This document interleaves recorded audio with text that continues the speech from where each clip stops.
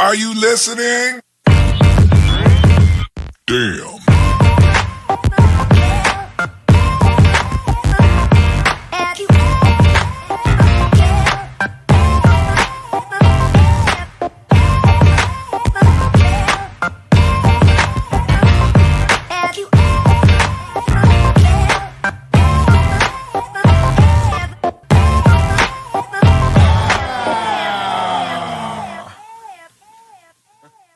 What's going on, everybody? It's your man Jamm. This is another episode of the Keep It a Buck podcast, and today I have a very special guest with me. I have the lovely Mrs. Precious Williams. What's going on? What's up, fam? I say this is family in the building. Family. Yes, this is family for sure, for sure. How's everything going on out on the West Coast? I know it's been wild. Good. It has. I mean, you know, I have a 6-year-old. She'll be 7 this month. 2-year-old. He'll be 3 next month. So we are in the throes of virtual learning at home.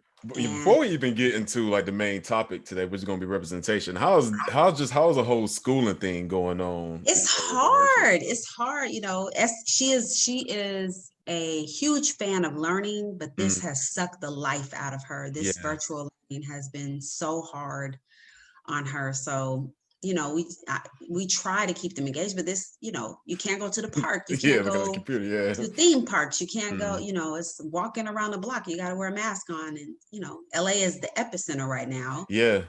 So, I know it's been crazy out there. Everything is scary. We go out to the grocery store. We come in. We're stripping our clothes off to put in the washing machine. I mean, it's just I mean, I know so many people that have caught in COVID. It is a blessing that we have not, you know, that none of us have caught it. I mean, so yeah, we are huddled and locked in the house. So that's been difficult. So when you ask for me, I'm like, yeah, listen, any moment I can engage, like do something, human contact, even if it's through Zoom, I'm here for it. So I feel you. I mean, I know it hasn't been. I've been actually very proud of our new governor.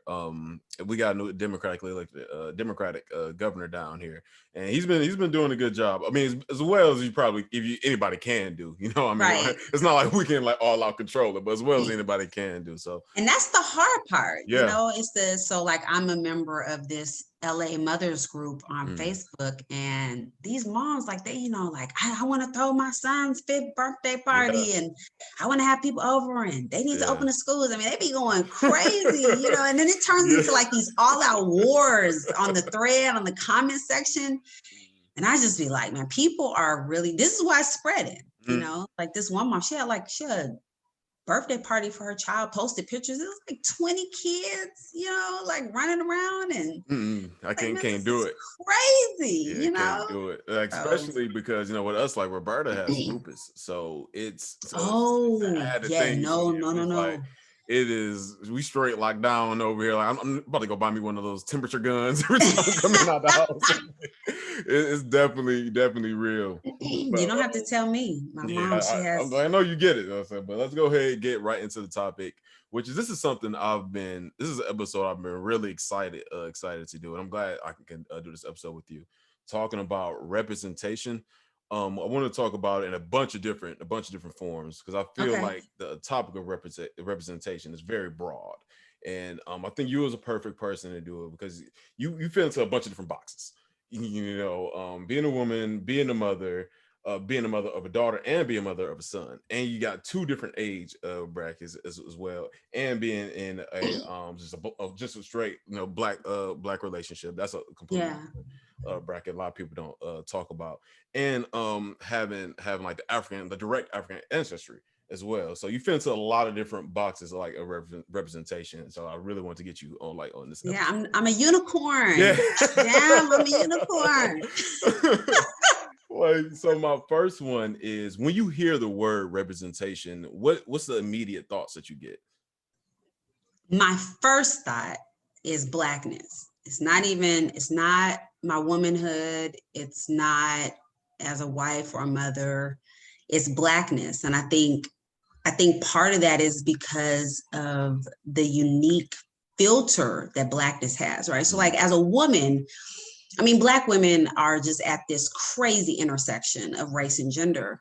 But as a woman, you know, when you think about white women, there's a space for them, right? So when you think about Blackness, you have Black men and Black women, and that seems to be the intersection that gets blocked the most. So like with affirmative action, I've had people tell me, you know, who work at certain Fortune 500 companies, and they're like, for them, they will hire a white woman, and that is their representation of diversity, right? So so you have like this very interesting space. So I don't think woman first, I think Blackness first. And then I wonder, in what ways is this corporation or this company or this television network like representing Blackness? And I'll give you a good example. So like, you know, like I said, my children's birthdays are coming up. So Essie's birthday is end of this month. JJ's birthday is on Valentine's Day. And Essie wants to have this, you know, it's going to be us, but she, you know, wants a birthday party. So it's going to be us on the patio, but I'm going to do it. I mean, she wants Wonder Woman. So I'm getting this shirt made that says like Wonder Woman, and like, you know, cups and plates, and it'll be the 5 of us out there on the patio. But I was laughing because I just kept thinking, like, we don't have Black African American superheroes, you know, at least none that are visible to her. So I'm ordering these t-shirts, and I'm just like, this is what she sees as powerful. And so I have to continuously reiterate, you know, that she as a girl, like, you know, you are powerful as a girl. You are also powerful as a Black girl, right? Because that's not something that she sees. It's the same with my son, right? So there's this show on Netflix called Miraculous Ladybug. I mean, it's the ridiculous show. But this girl, she turns into a ladybug, or this ladybug superhero character, and her counterpart, he's called Cat Noir because he wears this black cat suit. He like is, you know, moves like a cat, and he's like the superhero. And but he's, you know, blonde hair, blue eyes. JJ loves him. He's just like, you know, because Cat Noir, he can flip, he can jump, you know, he's doing all these like very flexible catalytic moves, right? And I love it because he loves it. He's hopping off the couch, and it's, you know, and so he's like, you know, Mommy, for my birthday, you know, I want a Cat Noir cake.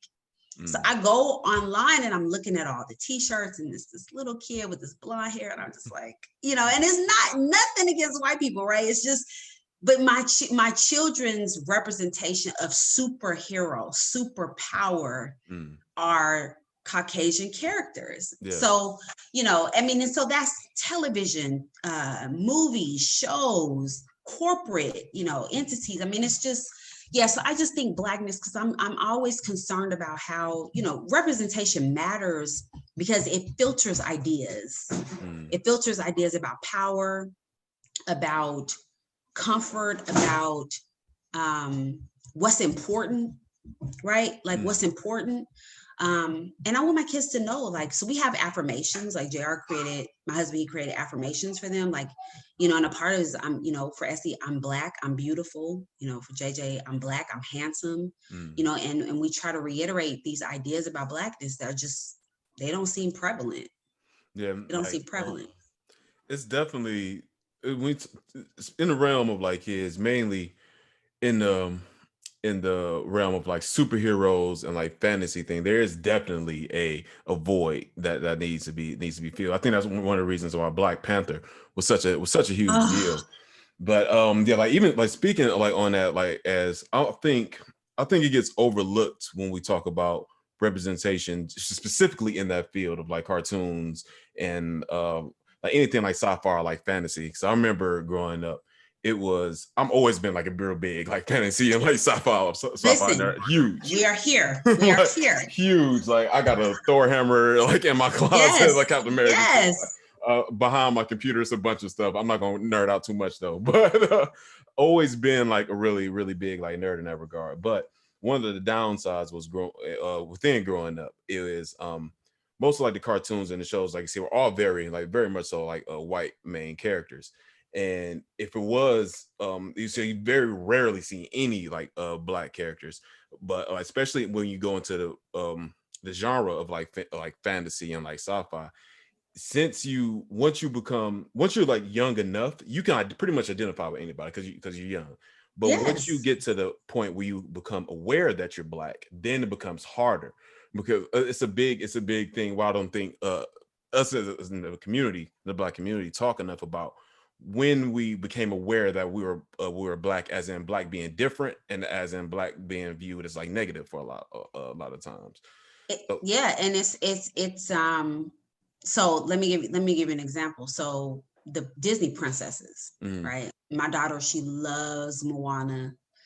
She loves Mulan. You know, these are not your typical like Prince Charming yeah. comes and saves them. You know, so she's like, and Mulan is like her girl. Like Mm, she's like princess warrior. Yeah, mm, right.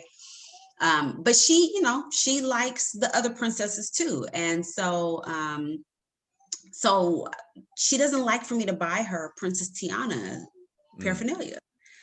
And I was offended at first because I thought that it was an issue of blackness. So mm. when I asked her, she was like, she's cool, but she was a frog the whole movie. Movie, yeah. Like she And I don't was do like, nothing, yeah. that's it right there, Mm, right? And so, for me, it's important. And I bring this up because I got in this LA mothers group, into this, I won't say argument, but it was a debate with okay. this white woman because they were talking about the princesses. And I brought up the fact what my daughter said, and this idea that like black cartoon characters made by Disney, made by Pixar, made by DreamWorks, when they're black, they always um like morph into some Mm, other entity, right? And as much as I love Soul, and I thought it was a really great story, you still have this happening. The movie with Will mhm. Smith, he becomes a pigeon, Yeah. right? And so I brought this up, and she was just like, if that's what you got from the princesses, you missed it. Because Princess Tiana was about, you don't need someone to create your reality. You can work hard and make it. And I had to tell her, I said, well, let me help you, because the white feminist movement had nothing to do with my people. Black women Mm, have been working since we came to this country. mm, We have never been in a place where we needed to enter the workplace. Like that's the feminist idea of entering into the workplace mm. is not Black women's problem. Now, how high we go on the ladder is an issue, but entering into the workplace, Yeah. working for what we have, like that's a class white woman's issue. Mm, So, and I had to school her and tell her to go read some bell hooks and pick up some other books, because I was like, that message to my daughter wasn't the necessary message. The necessary message was, in the face of adversity, keep working. But it mm, wasn't, because she was like, well, my daughter learned from Princess Tiana that you don't have to depend on a man, you can work. I was like, Black women we've been working, right? mm. So for me, I I wanted Tiana to represent Mm. something greater than that, right? Yeah. And I wanted her to be Tiana the whole Time. movie, right? And so, I was telling JR, I was like, when are we gonna get the African warrior princess, right? Yeah. Like that's what I want. I want the African. There's enough real stories of like different, from the Congo to Nigerian warriors, It's a like lot. like there's all these real stories, It's a or lot. even myths, right? Because Mhm. even you brought up Thor, all these, even Wonder Woman, like this Mhm. is Greek mythology, Yep. right? Like Diana Prince is daughter of Hippolyta, like this is, daughter of Zeus, Greek Mm. mythology. I'm like, it's enough material, it's enough African mythos out there for us to create these spaces. But, when you don't have the power and you don't have the control, you control Yeah. representation from the other side. Like the only film, like animated film I could think of in like recent memory where it was just a black character and stayed a black character was the movie Home, where Rihanna played the main character. Yes, With the alien, but that movie didn't really get that much. Movie didn't get real big. It spun like a it TV show didn't. on Netflix, but a lot of people probably won't remember the film. The only reason I Yeah. remember it because Roberta's a huge Rihanna fan, so like we went to go see. That's the only reason I remember the movie. But yeah, I but see, because I love Rihanna too. hey, I'm I a Riri mean, fan. I mean that Um, keeping the buck. That's the only reason I can remember it. But yeah, like I said, in the yeah, representation thing, like I said, because like I was talking about before, like once you're like young enough, like you said, like JJ, um, can really connect with the Black Niara like character. Like he can yeah, connect with that character because they're like young enough. But I distinctly remember when I realized being Black was different. It was around like first grade when I realized, okay, so one, like I know, all right, I'm Black. So now that I know that I'm Black, I can no longer fully connect to the white characters on screen. So because of that, like being a fan of like sci-fi and everything, instead of connecting with like let's say like Captain Kirk in like Star Trek and everything, I couldn't really like connect with that character. I know I'm not white anymore, so therefore I have to connect with all like the non-human elements. Have to connect like with the Non-human. aliens or Right. like the Come on, monsters and stuff. Afrofuturism. That's what I had to connect to. So it was a really big deal for me when the Star Trek Next Generation, when LeVar Burton was on there as Geordie LaForge. Huge deal to me. Huge It's not deal. like I couldn't. It's because like I couldn't see myself being like if fantasy world, knows your kid, fantasy world, if this were like to happen, I can't see myself being there like until he came like on the screen. And I felt like he represented me so much because not only was he like a Black guy, not only was like he a nerd, he also had like glasses. So I had to have like the glasses thing. So completely like connected, but like on a deeper level, it gave me the validation to feel like I could like do this. I don't have to be something non-human. I can connect. I can be an actual person, an actual Black person, like, and do something. So it's very like important, with kids that like to have. We definitely need more representation within that genre, because we don't really get it like that. It's everything like you're saying. Everything's just real. It's like It's just real. it's just real. Like we Listen. even with that Netflix film that I think it was a Spike Lee movie where it was I think it was called See You Yesterday. I think that's what it was, where Okay. it was a young girl, like her brother was killed. So she made like a time machine, kept going back in time to try to like stop him from getting killed. Oh, I haven't seen that. Yeah, I believe it's on Netflix. And one of the Okay. big problems that like Roberta brought up to me, and I was like, yeah, I get that. It's like, man, why couldn't she just create a time machine and go back and have fun? Like it's a Black girl. Why it has to be, hit with so much like darkness and serious tones? Like we don't have Black escapism anymore. No, Most listen, of it, Essie asked me this Christmas, she was like, when I was watching this Christmas, she came in, there's parts of this Christmas that are not appropriate in terms of language. So, I had stopped it, but she had watched most of it with me up until a point. She was like, wow, mommy, this is the first holiday movie that doesn't have death in it. And I was like, so I thought about it. Yeah. And I thought about like the way our Christmas holiday stories are told. And I kind of went through the line of like different, like somebody loses a mother or something, and I was like, yeah, it's not escapism, right? Like we talk about family, we talk about, but Big Mama has passed, somebody has passed in these movies. And it's just like, yeah, it's not, let me build this time machine and go back to this wonderful time where I can have fun or, or just like teen angst or something. Yeah, we don't really have that type of like escapism in Black art, because I feel like when people just like in the film and like media genre, when we talking about Blackness, the only thing that people think about to connect us is struggle.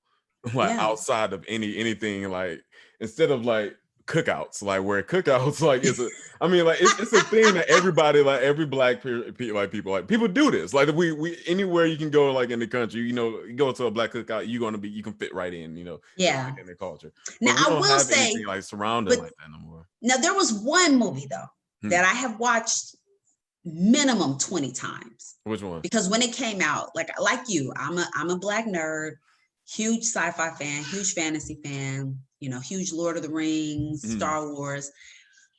When they created that alternate universe for Miles to be Spider-Man, listen. Yeah, that was a big deal. That is my movie. Like the Spider-Verse. JJ, he loves that movie because I watch it so much with them. Like Essie, she's tired of it, but I love that movie because there was a time where they were going back and forth about who was going to play, Peter Parker, and I know what's his name? Gambino. What's his name? Oh yeah, Donald Glover. Donald, he had, wanted to play this part. And I was on the fence about it because for me, back to representation, doesn't mean I take your white character. That's not representation exactly, to me. Yeah, same. I didn't want Idris to be Bond. I'm a huge Bond fan, like huge Bond fan. Yeah, I'd rather have another spy. Yeah, I don't want him to be Bond. Bond, when Ian Fleming wrote Bond, he made Bond as a white male, right? My version of representation is give me a new character with its own origin story.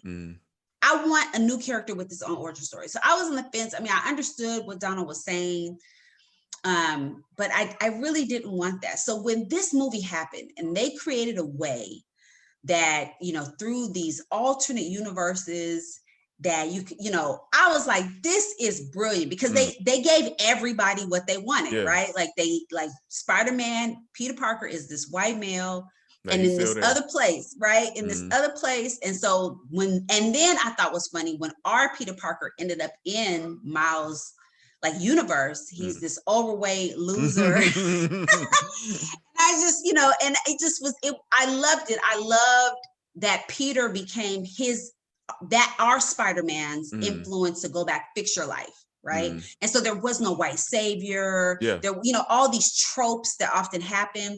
I was like, this is how you do it. Like, if you're gonna really give me Spider-Man, give me an alternate universe Spider-Man where, but yeah, representation for me is like, let's create a whole, and he had his own, origin story. He had his own different person.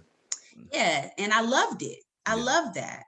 Yeah, quick little tidbit, like if you didn't know, Donald Glover is actually like the reason Miles Morales was created. Like he was seeing, like, the creators seeing a picture of him in like some Spider-Man pajamas. Brian Michael Bendis, I can't remember the other lady who helped him create the character, seeing him in like the Spider-Man pajamas, and that was the spawn, like that was the spark to create like a black Spider-Man. I love it.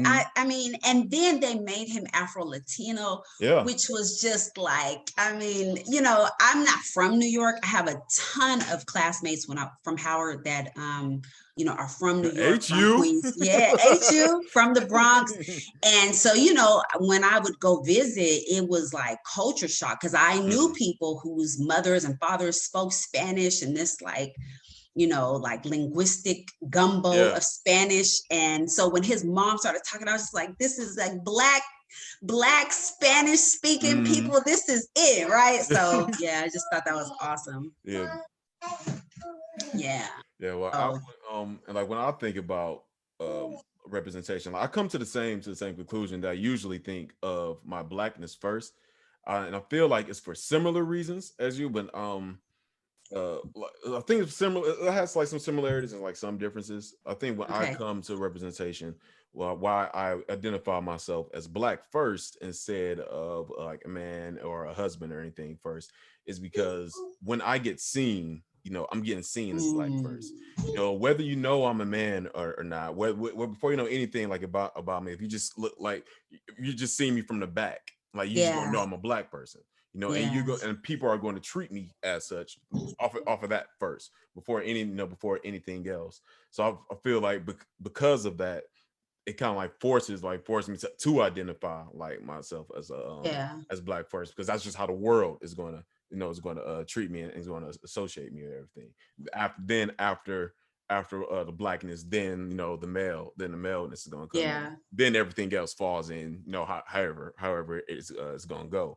But yeah, I think it's because how I was socialized into the world, into society, it's kind of like being pushed into that lane of representation. And that's why, for me, it's really important that those spaces are filled with people who look like us, because that also feeds into particular narratives. And I'm not even trying to be like in a respectability politics place, but I think people have ideas about blackness, right? So if they see, me from the back and skin is visible, I'm black. If they see you from the back, skin is visible. And there's an idea there, right? Based upon the representation that they've seen, right? So the movies that they've seen or the news that, that they've seen on CNN or Fox or whatever, about Black people.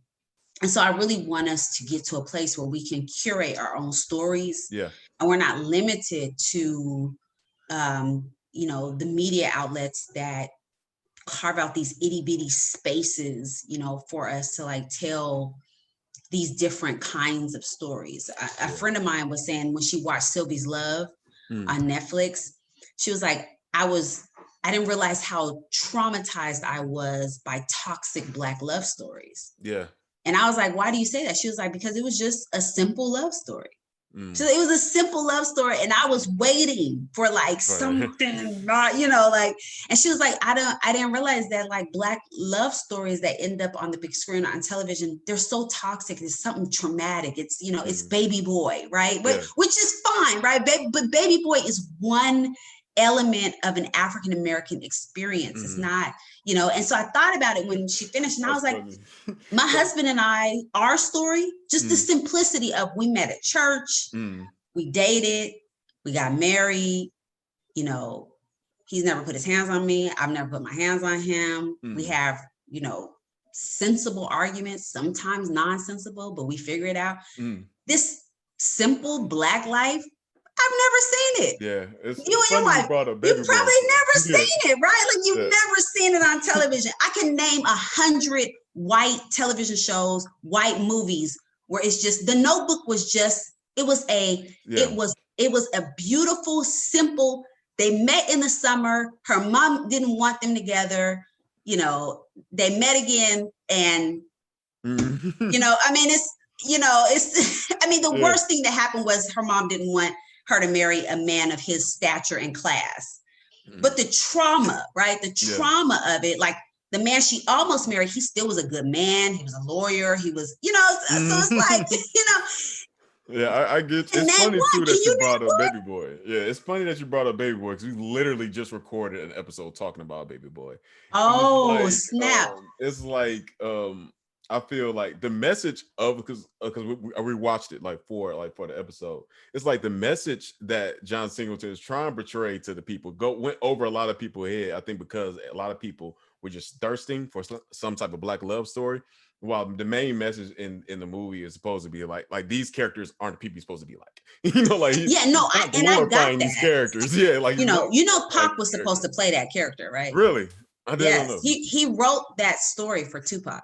Wow, I guess that's why he had a bunch of like zoom in shots of Tupac, and that makes sense then. Yeah, it's funny, I think people like just thirst for any type of like Black love films. That's what they took from it instead of like mention like, look, these aren't the people you're supposed to be like, like these people aren't getting it together to like the end of the film and stuff. Yeah, so that's funny. But I definitely agree. Like we don't see a lot of like those just simplicity like Black. I say like there's no Black escapism. But I want to ask you, like in the same vein of that, do you feel like there's been a switch in how Black representation has been shown in, let's say, the 90s, like the 70s to like the 90s in comparison to like 2000s, like to present day? Do you think it's been like a change? Because something that came up in one of the other episodes that we came on a consensus with, like we feel like now Black media and Black film it's almost like it's being made not for Black audiences. It's like it's being made to either educate white people on Blackness or just to show white people racism is bad or Black people are people too, and so like stuff like that, instead of just doing something that Black audiences will actually just playing out enjoy. I feel like we had more so of that in the 90s when we had a plethora of like Black shows and stuff. We had a bunch of like Black sitcoms and everything, but like around somewhere in like the early 2000s, like all that was just cut. I believe I would chop that up to like UPN being absorbed like to the CW. That's when we lost a lot of our being sold to Viacom. Yep, that being sold. So then that kind of like merged when all those like big player moves that kind of like merged, like because we used to have our own black black media focus. Like we used to be our own people would just make stuff just for black people, just for black audiences. But once that change happened, it's like, okay, we're just gonna jumble everybody into the mainstream. So now we don't have to make stuff for you guys anymore. We can just throw y'all in here like every now and again. Y'all gonna come see the stuff and watch stuff and get the money. So we now are on black media market like anymore, like how we used to do. So Discover owns OWN. Yeah. Viacom owns BT and TV One.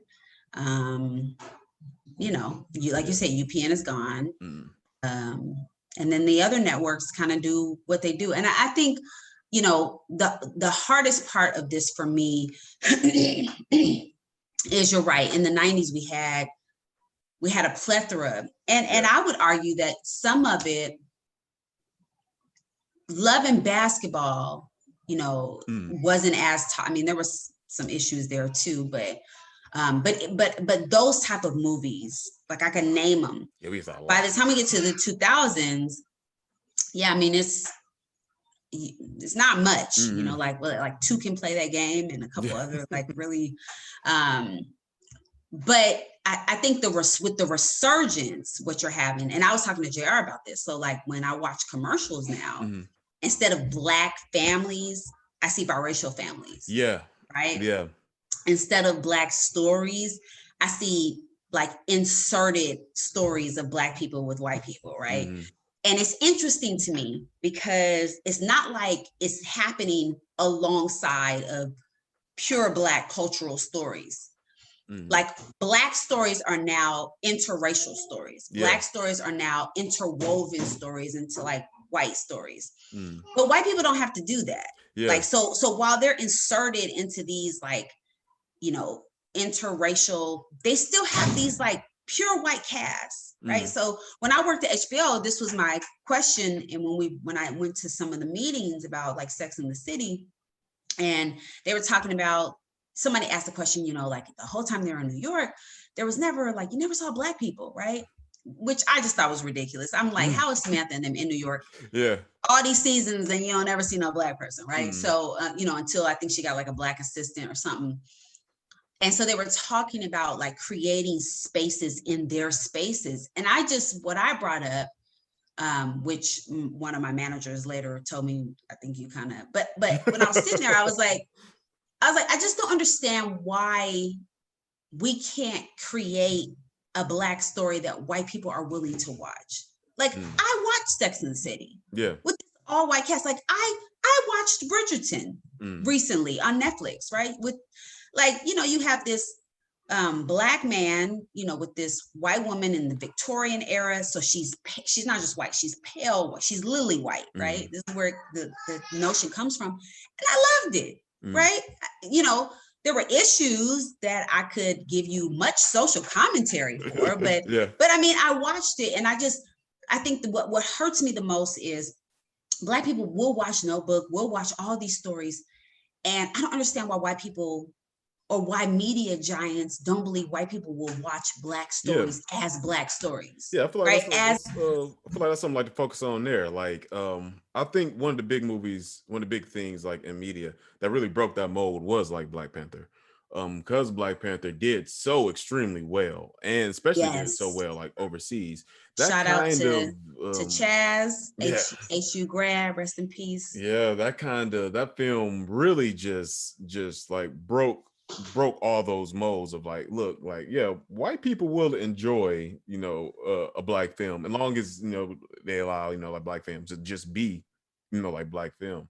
Another movie, another like film trilogies. I'm not definitely like a fan of, but I know a lot of people like it. It's like the Tyler Perry films. A lot of people like the Medea movies. A lot of white people thoroughly enjoy like the Medea movies.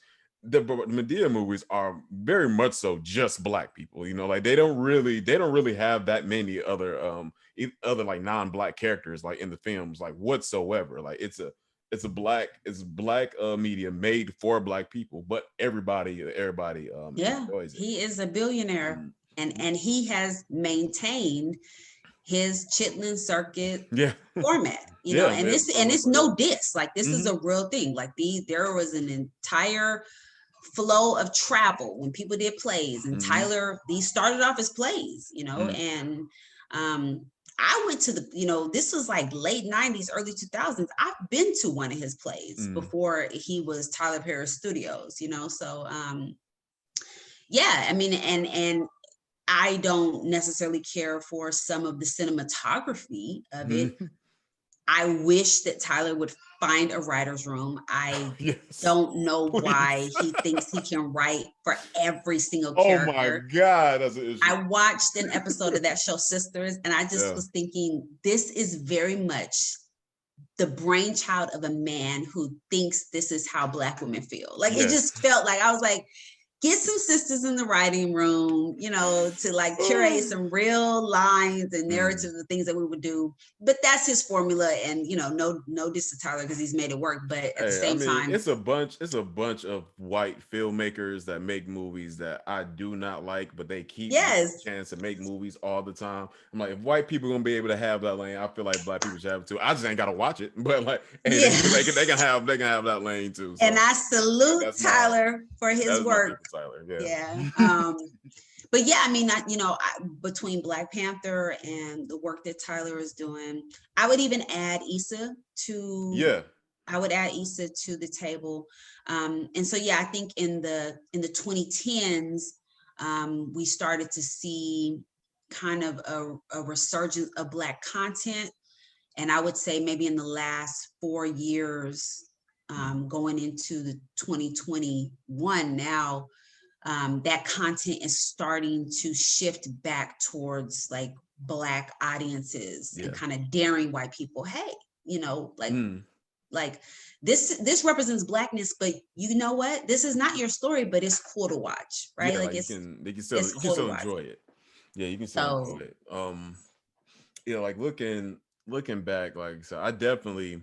You can tell me like if you how you feel about this or not. Like I do think we're in a new age of like a Black renaissance of like film and television that's starting to have its like resurgence and having its own like heyday and everything. But I feel like because of it, it's kind of erasing the rich history that we already have in like film media. Like I remember, like I bring this point up a lot to really like drive this point home, is when the movie Ocean's 8 came out. It's about movie about all female like thieves, all these females like doing crime like and everything. So it was supposed to be a big deal for like representation. And I remember like all the discussion around it. That's what it was. Like, oh, we finally have like a female-led film of a woman like doing crime and stuff. It was the same thing for Widows as well. And I remember like seeing all that discussion around. I'm like, y'all, like Set It Off exists. Like it's a movie like where we done that already. And in my opinion, done it a lot better. Like where it's four female like characters. Like they're not only doing crime, doing violent crime, which I think is something that I think that a lot of filmmakers try to stray away from women. They don't want to have women actually doing violent crime. So like we had that, and not only was it like female-led, Black woman-led, it was also 2 gay characters like in the film, and there was no like negative reception towards it, like no pushback towards it, like whatsoever. Like so we had like we've always been like a step ahead of of like the mainstream culture, like in that regard. Same thing if you want to go back to like the 70s and everything, like with blaxploitation films, as problematic like as they can be, it was some of the first films that had like interracial relationships like in them, or had like any type of like interracial thing. So like it's a bigger thing. It's becoming a bigger thing now, for like, oh, look, this interracial stuff. Like we had that before. So I feel like because of it's not validated until white people, right? Like, I mean, it's like Rebel Wilson, the white lady who is a plus size model / actress, when she came out and was like, this is the first plus size woman in a romantic film. And all of us on Twitter were like, Queen Latifah exists. Like Monique had that movie Big Girls. Like, yeah, that was the I whole was going there. I was plot. like, Queen Latifah exists, Monique exists. Yeah. Like, ma'am, if you don't go sit down somewhere, right? But that's like it falls in the same vein. And I just think but this goes back to, and I think this is white supremacy's issue with Black content. It's like white stories are supreme. And so everyone should watch them. White people would know about Set It Off. They would know about the Queen Latifah content if they did not look at our material that is often Black owned, Black curated as inferior. Yeah. Right. So like some of this stuff didn't do as well because it didn't have white backing. Right. It didn't have white backing like a Black Panther. Right. So Black Panther, it had the money to do it. It had the Black people who made it happen. But you have Marvel, who was saying, this is, go see this. And I think that if white people would stop being so afraid of Black storytelling, then they would find out that a lot of the stuff that they think they're like doing something special or something new, a lot of, Black people have done. And I have to shoot it to you after we finish, but at this junk sale, this white guy, he came across all of these silent films and they were like stuck together. So he took them to this like person to see if they could figure out how to like, pull them apart. And they have all these stills. Some of the first Black movies, like silent films, like actors and actresses, late 1800s, early 1900s. I mean, I was watching them and I was just like, this is crazy. And they were just talking about how like just the way they were dressed and the way it was like completely antithetical to the time, to the era. And, you could feel like the power in their presence. And a lot of our stuff is lost, so we have to talk about the fact that like there's a ton of white people who just refuse to support black storytelling, even though we support theirs. And then there's just a ton of content that's just like lost. I want to know what you think on like the reason for white people not really buying or the mainstream in general, not really buying into a lot of Black art or like Black in the media realm. I think like when we talk about like Set It Off, like that still came out in the era where we had our own like Black media market, so we were still marketed just for us. So like it's a thing, like back then it was a thing where it was basically just like Black Hollywood, it was separate.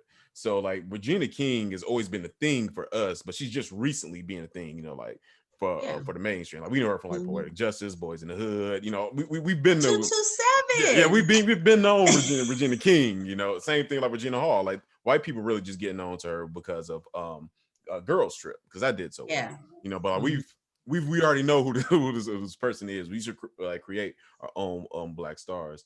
And I think because I'm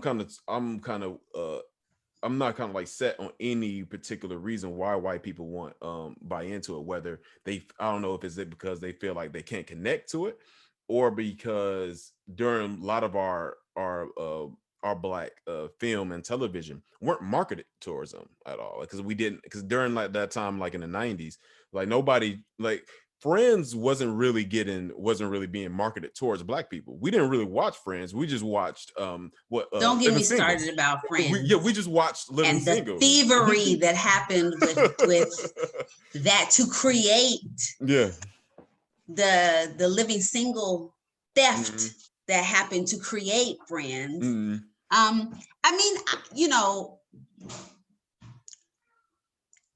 I think I would blame some of the larger media outlets for the lack of marketing to mark.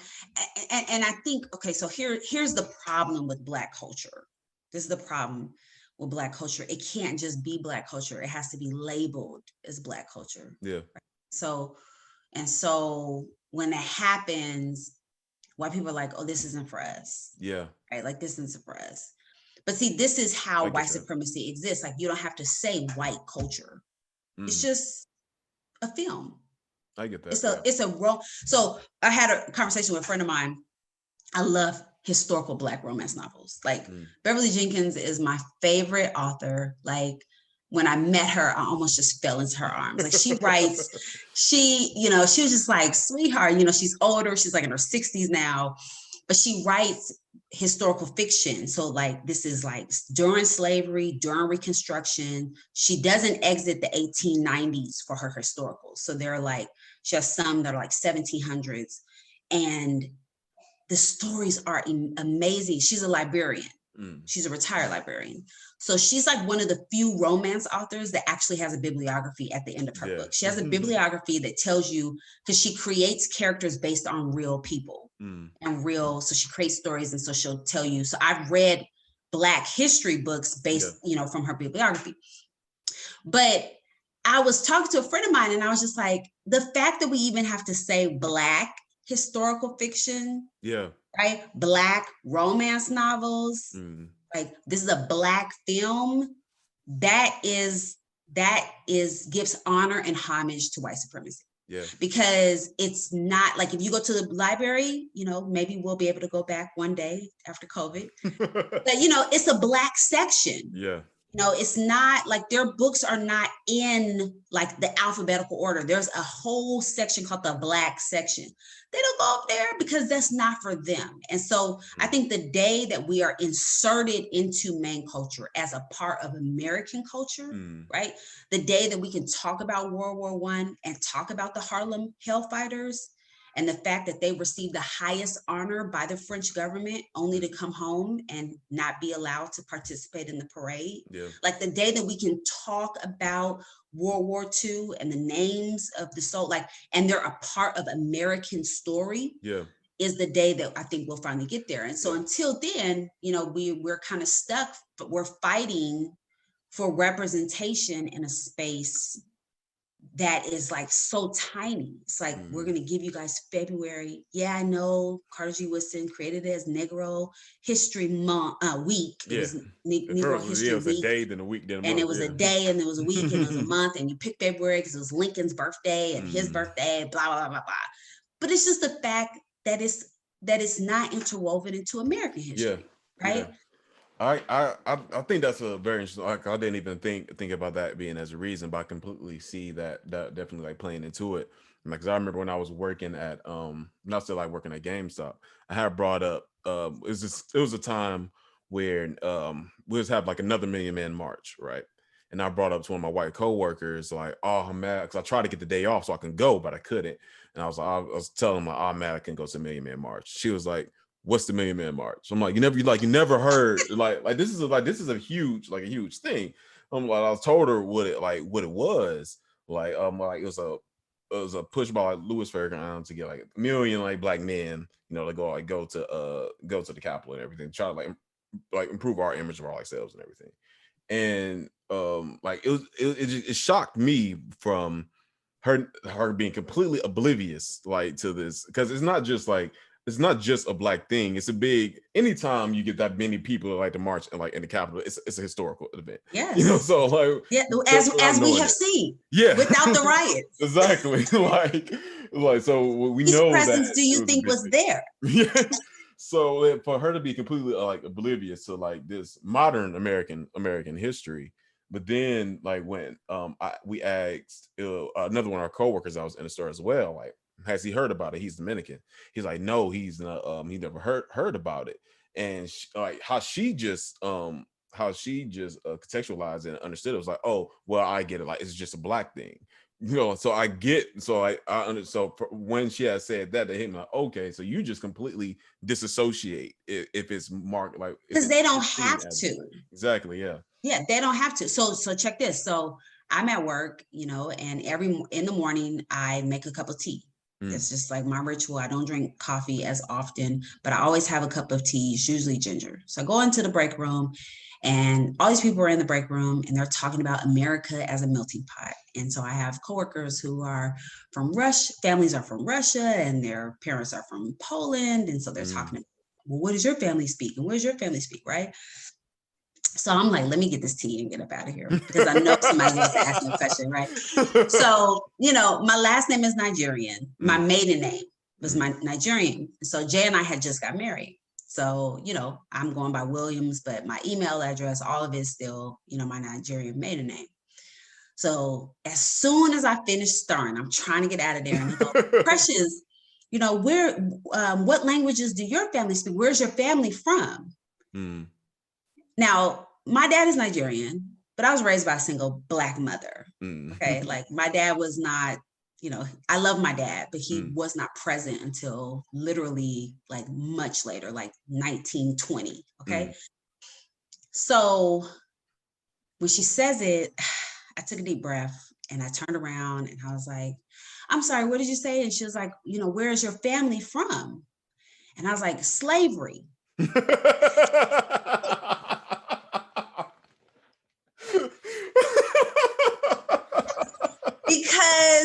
had I not had my maiden name, they would not have asked that. And if they would have asked it, it still would have been without the context of the real story. So she tries to double down and she goes, but your last name is Nigerian. Isn't your father Nigerian? I said, I was raised by a single Black mother. My family is from slavery. And what part of this diaspora? I don't know. Maybe your ancestors do, but I don't. The whole room got quiet. And then my friend whose family is Russian, he goes, well, I guess I'll go back to work now. And everybody starts laughing. So later in the day, she comes to me and she was just like, she was offended. She was offended, right? Because you made her feel uncomfortable. Because I made her feel uncomfortable. And I said, it's interesting to me that my family history, because I could have lied to you. I could have said that I took some DNA tests that I haven't taken, or I could have given you the African answer you were looking for, right? But the truth of the matter is, majority of Black people that you meet in this country are going to have the same answer. And the fact that you're uncomfortable with that tells me that you're uncomfortable with American history. Yeah. And this is why we can't get there. Yeah. Because me saying that I am from slavery, when I am literally from slavery, is a problem for you, right? And so we end up having a really good dialogue about her implicit bias. But I just think it's so interesting because like white people do not live in a context, the contextual realities of Blackness, Black history, Black story, like even the fact that we have to tell stories like the griots of our past. I mean, it's just, they don't have to think about it. Yeah. Right. And when you bring it up, it's like, you've hurt my feelings, right? You get like all these tears. And I'm just like, this is my truth. Like, accept it. Like, accept what America did to the millions of Black families here. And we are okay. We're going to be okay. We're going to get there. But it ain't going to happen with y'all pretending like this stuff didn't happen. And I think this is a good segue to go into, because mainly we've been focusing on like Black representation in like the media realm. Now, I think this is a good segue to go to just representation within the historical context. I think it is a massive crime that we don't really have a really good understanding of like Black history. Well, more so this is something me and Roberta was talking about, and you can give me like your opinions on it. I feel like in some point of time, I want to say probably around 70s to the 80s, the Black community stopped seeing itself as I feel like the Black community lost a lot of its patriotism in this way, where we stopped really seeing ourselves as we kind of like I feel like we pushed away a lot of our American side instead of focusing more on our Black side, our Blackness, as just being something separate from the Americanness. So where we stop really seeing ourselves within the American, like the American context. Like, yeah, we have like direct links to like. Do you think we did that? I don't necessarily think, I don't know why it happened. I don't have a theory to why it is. I just think that's something that did happen.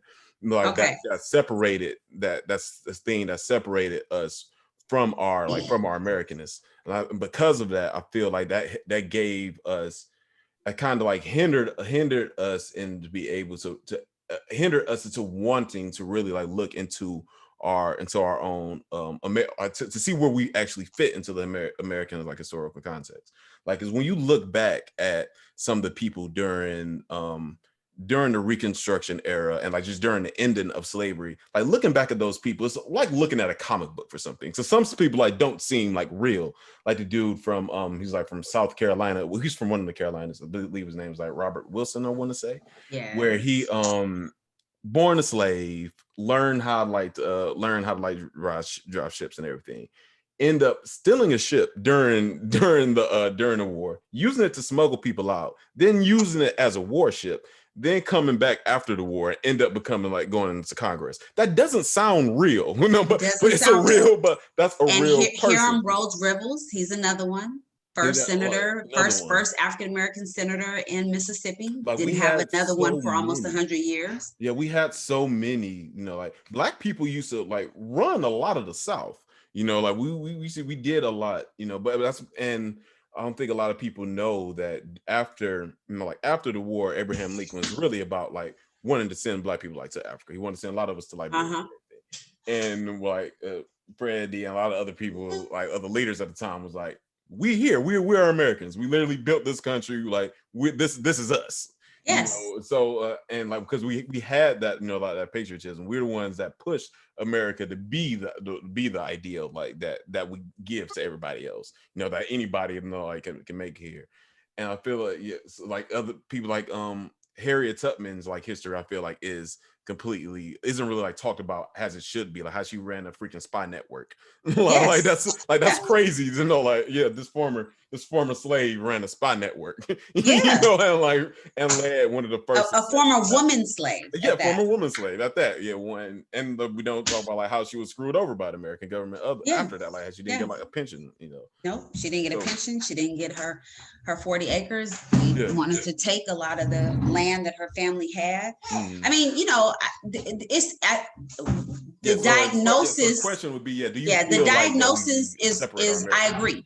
I agree with everything you said. My reasons for why it happened, I think, center, Black people historically have been oral storytellers. Yeah. A lot of this history was passed down through the oral tradition.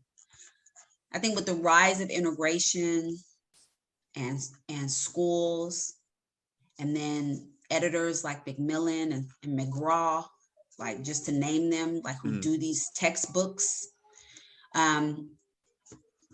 we depend on the education system to teach our children what we used to teach our children in our segregated schools.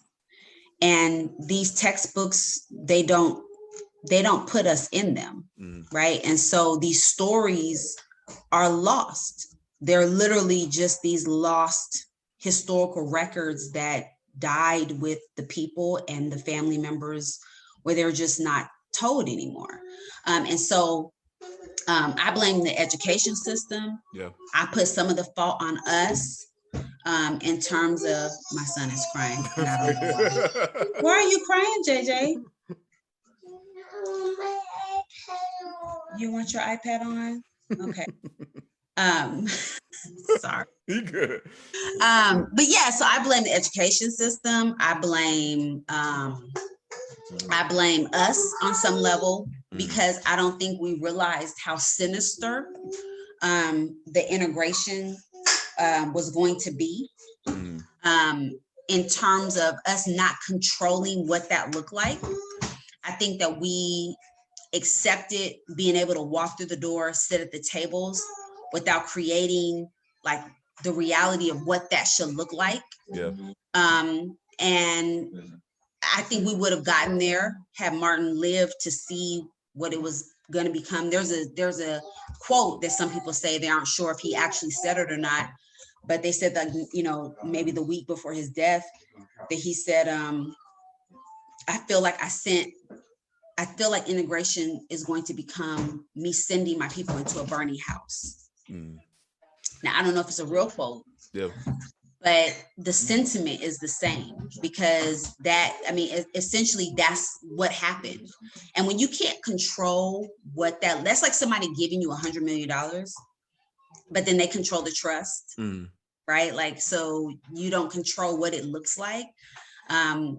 that's how we got here. And so, yeah, all of these stories, all these amazing people are lost. And then every year during February, it's the same group of people. And so I was laughing with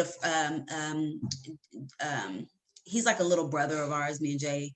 And so we were talking, and somebody asked me to preach during Black History Month. And he was just asking me, like, what are your thoughts? And so I'm naming these names. I'm like saying all these people. And I told him, I was like, I committed myself that when I read a Beverly Jenkins book, I would go back and I would read some of the bibliographies. I would read Black theology, like James Cone, and and try to like commit myself to like learning some of these kind of stories that just aren't told. Like I was telling him, like Kojic, for example, like I grew up Kojic. I don't know. Did you grow up Kojic? No.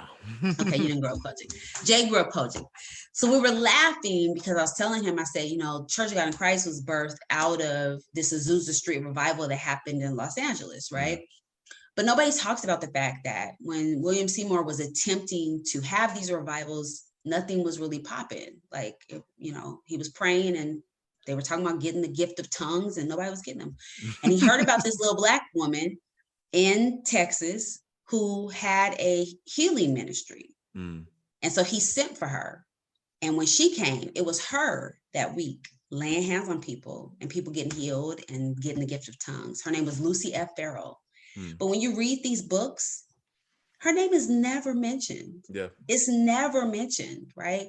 And so I think that we do it on some level where we X out people based upon the ideals of white supremacy and patriarchy. She's X'd out because she's a woman. I think that the culture has done it. I think that white supremacy has done it through our education system, our textbook.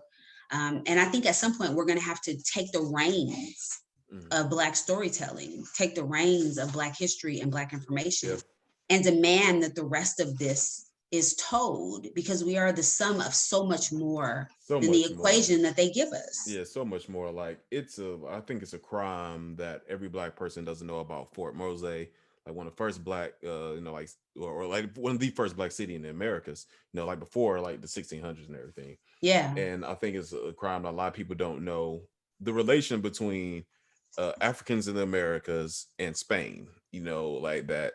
The first underground railroad really wasn't like towards Canada, it was towards like Florida when people was trying to go where people. Oh, I didn't know that. Yeah, people, because when it was still like the colonies and everything, Spain owned Florida. It was Spanish Florida. Spain did not mess with the British. They're like, so there was always going at each other. And so slaves would run away to Florida to get to escape the slavery from the British, and end up joining up with the Spanish, to be a part of the military and become like actual citizens. Because with Spain, Spain had their slavery system was different. Their racial caste system was different, where it was more so about religious lines. So once you that's how New Orleans was too. Yeah, like once you convert it to Catholicism, it's the same thing. Like so once you convert it to Catholicism, then you became like a full citizen. So like a lot of the early like explorers, like I can't remember his name. His name was like Federico something. He was a like a Black dude, originally from the Congo, that went into Mexico with Cortez. Like it's Black statues of him. So this is like the 15 and 1400s, with Black people actually the beginning of the colonial like being here. So we don't know like the full like Black history of Black people like in the Americas. We don't know about Yangaro. Like he was one of the he was a guy. He still have a city in Mexico. He was a slave. I've heard that name. Yeah, end up escaping slavery and creating his own town in Mexico. Like it's still there. You're like, I'll send you a link so you can see it and stuff. Yeah, I want to see that. It's like another one where it's like a dude that created like a city in Colombia where like he escaped slavery, got recaptured, then escaped again, and like created like his own like city, and the city is still there. Yeah, that's dope. Like Henry Gates, some of the names sound familiar because he did a 4-part special about Afro Latinas, and he did Peru, Colombia, Mexico, and it was in somewhere else. And he talked about like the diaspora Yeah, and because people it's a going there and you like have a some of. huge history, like in relation to Spain. But if you want if you don't know about it, then you won't be able like to look. I mean, some people didn't even know about the Tulsa race riots, and that's True, 1921, So, true, yeah. I mean, this is why, for me, and I was having a conversation with someone about Bruce's Beach, because Taraji had recently tweeted about it and put it on Instagram. But about 5 years ago, I was reading a novel about an author mentioned it. So, like, remember the year when we came to Detroit, we went to the Cherry Festival. Yeah. Yeah, that was that was from a book. Like I was Okay. reading a book and the author mentioned it. So like stuff like that, I'll write it down. But she was mentioning this place called Bruce's Beach in Manhattan Beach. So I went and looked, and it's like this white developer in the early 1900s. He was not racist, and he was trying to create space for Black people because we weren't allowed on the beaches in California. And so he bought all this land in Manhattan Beach and sold the parcels to Black people so that they could create their own entrance and exit to the beach from their properties. And so Charles Bruce and his wife bought 3 lots, and they built a bathing house, they built a restaurant, they built like kind of like a nightclub for like people to like party. And then they had Black residents on the side of them. And so you would enter the beach from there, and it was blocked off. You couldn't go past, their lots. And the white people were mad about it. So by about 1925, the Manhattan Beach City Council got together and with the Ku Klux Klan and came up with this idea to take their land by eminent domain. So by 1927, they did. They demolished everything. They took their land and said that they needed it for a park, despite the fact that there was a park like literally up the street, right? Yeah. And the land just sat there until 1957. Almost 30 years later, and they feared that the family was going to sue because the grandson started inquiring about it. And then they like put a plaque with his name. This is in honor of Charles Bruce, and it's open to everybody, public and all that, in like the 60s. But it's amazing to me because for the almost 15 years that it existed, this was the only place Black people in the Southern Cal area could swim.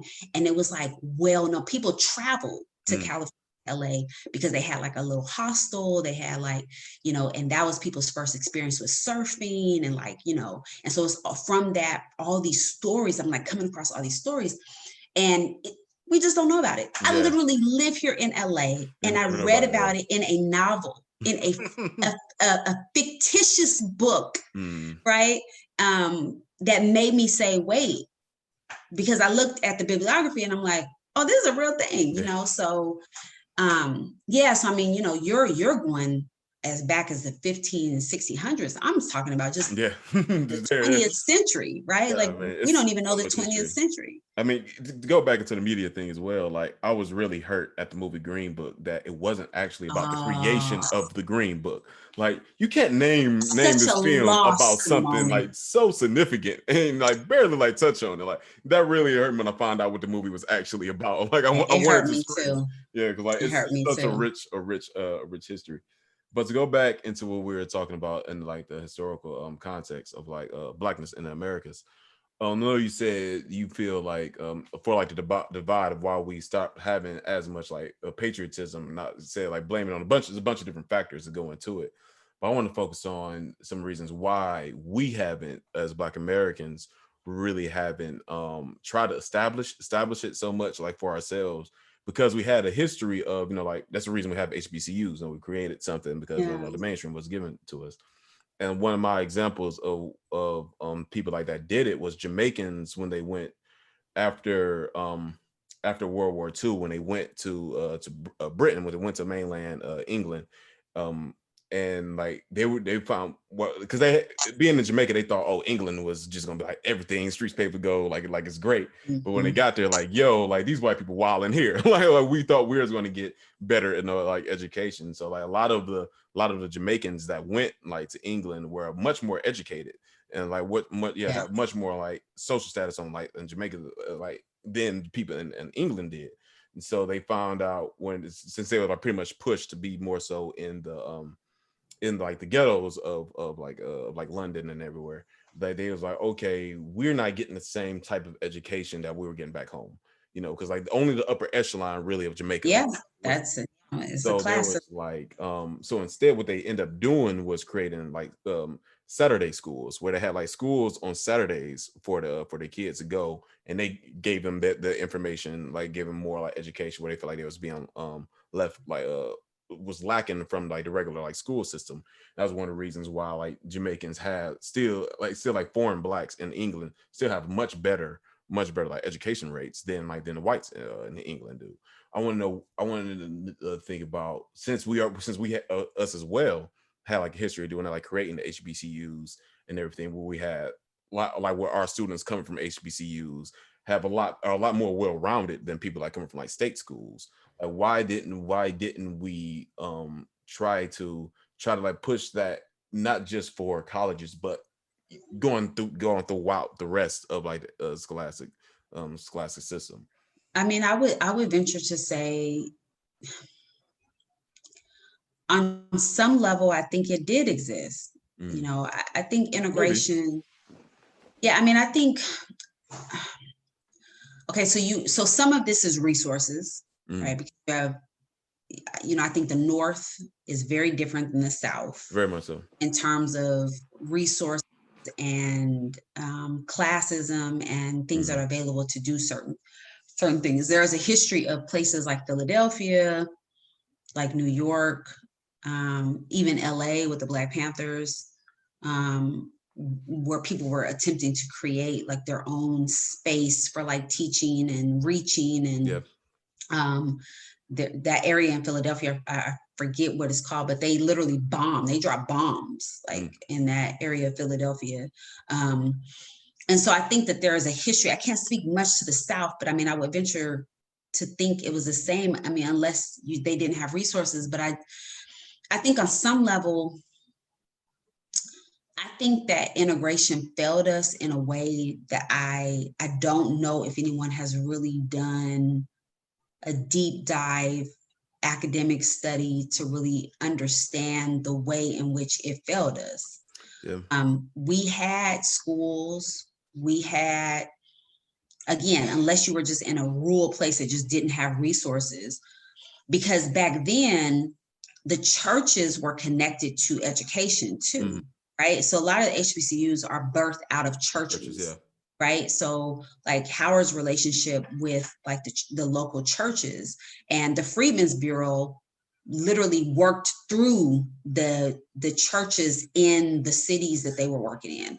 And so like, Howard started as the Howard Normal Institute, theological institute for teaching, for like creating teachers and thinkers. Like, so if you go back and you look at some of these HBCUs original name, it's the Normal School of Education, or the Alabama School for Teaching, agriculture and mechanical, like, so, but it was always for teachers and education, but they usually were birthed through churches, and the churches curated systems of education that upheld Black history and taught not just math, but like different elements of math, not just reading, but you learn Latin. Like when you read, the first students that went to Howard, the first Black students that went to Howard, when you read about them, these are people who two of them came out of slavery, two of them did not. They were born free from the North, but they knew Latin, they knew Greek, like, and so there's a whole other emphasis on like how you absorb information, how you read, how you exegete, how you study, how you think, how you can like read history through different languages. And it's just, integration, once it happened, we bought into a system literally that was curated for poor white people. When I think, I believe. No. Did you hear what I said at the end? Poor white people. It was curated. The public school system was curated for poor white people. Yeah, and a lot of it too came out like from the labor movement. From poor white people wanting to give their kids like a chance. Like Southwestern is gone now. Like in Detroit, the high school I went to, created by like it was the reason our mascot was the Prospectors. It's because it was made for miners from the salt mines wanting to give their kids like education. So, and so the people who are learning piano scales and Latin and French and German and algebra and these are private tutors. Yeah. Like even something as simple. I mean, I watched The Notebook again a couple months ago because I just absolutely love this movie. But it dawned on me that when they were having this conversation, and he was like, well, what do you do for fun? And she was just like, well, my parents, like, they came with the schedule. I have my Latin tutor at 2 and I was like, I mean, it just never hit me, but I was like, this is the 40s and she is not in a regular school. Yeah. Right. And so that's what I'm talking about. And so I think that once we integrated and placed our education into the hands of a system that was created to keep poor white people poor, for some people it worked because they didn't have the resources to do it. But for others, where they had a great educational situation through our local churches or our local mosques, right? I think it was a failure. Yeah, I don't think it should have been a catch-all. Like some of our places didn't need it. Yeah, I think about it a little bit different and I think you actually gave me an answer like to the question. I like asked why we didn't do like some of the same things like happened in England.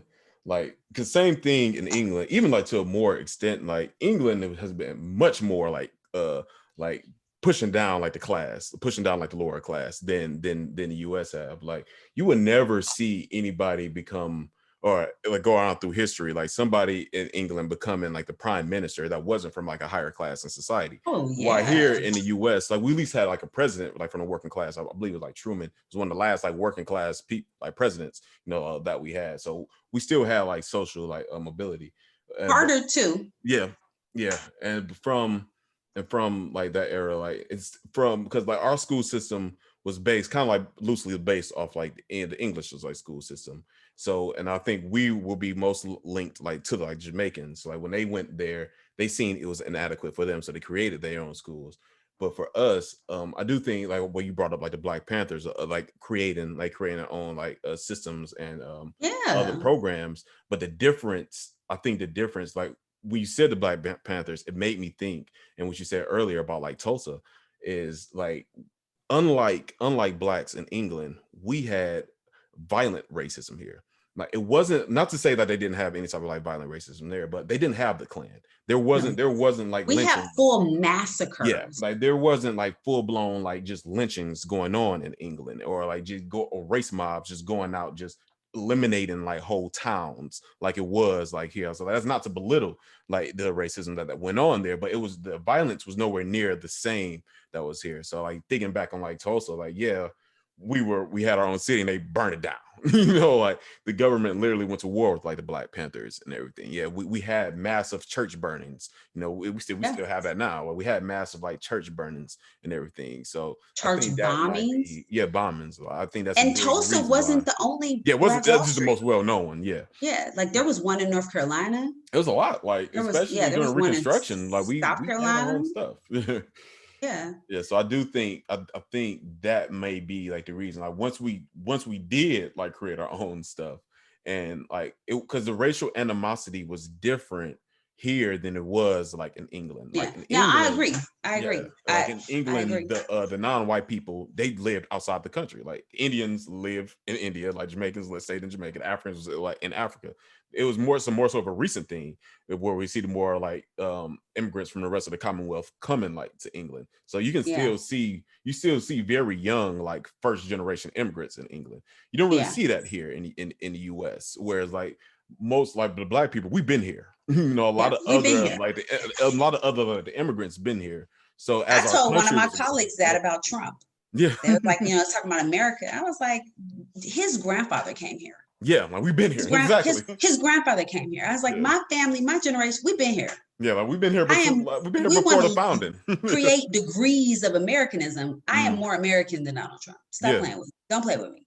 Exactly. So I think that's different. I think because we grew up, us like as a community grew up with white people in this country, that created the different racial like animosity than it would have like in England, which inspired more violence. So I do think bringing up like the point of like Black Panthers and everything, like since we had that unique violence that's unknown pretty much to the rest of like the Western world, that like every time we did try to branch off, it was stumped down.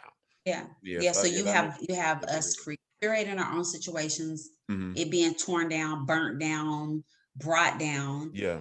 And then by the time, so that's the Jim Crow era, right? And so Black resilience, we still trying. And then by the time we get to the civil rights movement, I think the idea, maybe not even spoken, but maybe subconscious, was instead of building our own, for it to get torn down, if we enter into their spaces, they're not going to tear down their own. They're not going to burn their own schools. Yeah. So that's a safe space, but it's not, because again, those spaces were created for poor white people, because wealthy white people were not sending their children to public schools. And if they were, they had control over that school district. Was learning. Yeah. So right? They had control over the school district. So this whole charter school movement is no different. Right. So it was funny because I went to visit when we were preparing for Essie to go to elementary school. I visited a ton of schools, just trying to find my way before I picked the Spanish immersion program that she's in. But I visited this middle school because these families in the area got a grant to start their own charter school, elementary school, on the campus of this middle school. So they took over this middle school and only left the middle school with half of their campus. And they created a charter school on the other side of that campus where they control the teachers and the education and the textbooks and the language. And I just thought it was fascinating. I was like, I'm definitely not sending my daughter here, because when I looked at the numbers, I was like, yeah, she will not be this kind of money. But I was fascinated by this idea that these suburban white mothers, this was the work of suburban white mothers. The white lady, she flat out told me, she was like, a bunch of moms, we got together and we wanted to control what was being taught. And I was like, man, this is what we need, and they're getting money from the government to do and a place to house this thing, even if that means cutting into the funding of a pre-existing school.